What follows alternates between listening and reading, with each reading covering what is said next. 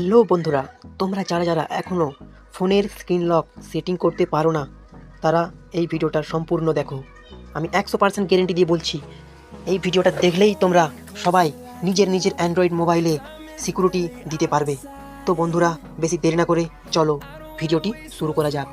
হ্যাঁ, আর যদি তোমরা আমার চ্যানেলে নতুন হয়ে থাকো তাহলে আমার চ্যানেলটিকে অবশ্যই সাবস্ক্রাইব করে পাশে থাকা বেল আইকনটি অন করে দিন, তাহলে সবার আগে আমার ভিডিও তোমাদের কাছে আগে পৌঁছে যাবে।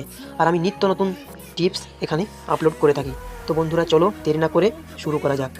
তো আমি আজকে দেখাবো আমার ফোন দিয়ে পোকো C51।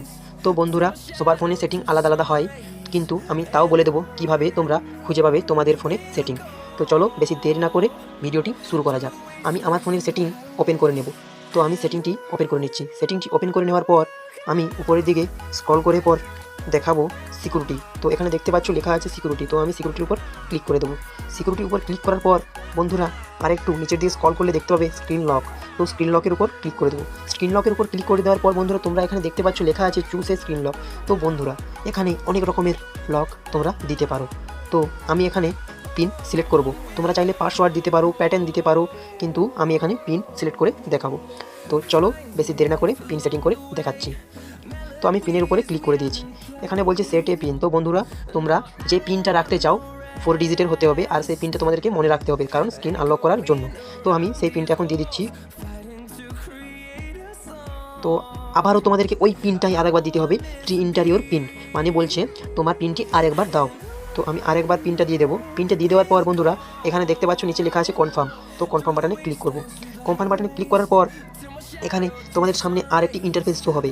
এই ইন্টারফেসটা শো হওয়ার পর এখানে দেখো লেখা আছে হাউ ডু ইউ ওয়ান্ট, বলছে the lock screen to display.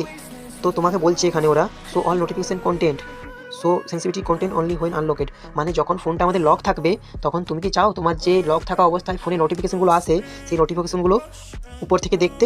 যদি না চাও বন্ধুরা তাহলে নিচের অপশানটি সিলেক্ট করে দেবে don't show notification at all, মানে তোমার ফোনে যেসব নোটিফিকেশনগুলো আসবে একটাও লক থাকা অবস্থায় কেউ রিড করতে পারবে না। তো বন্ধুরা আমি নিচের অপশানটি সিলেক্ট করে দিয়েছি।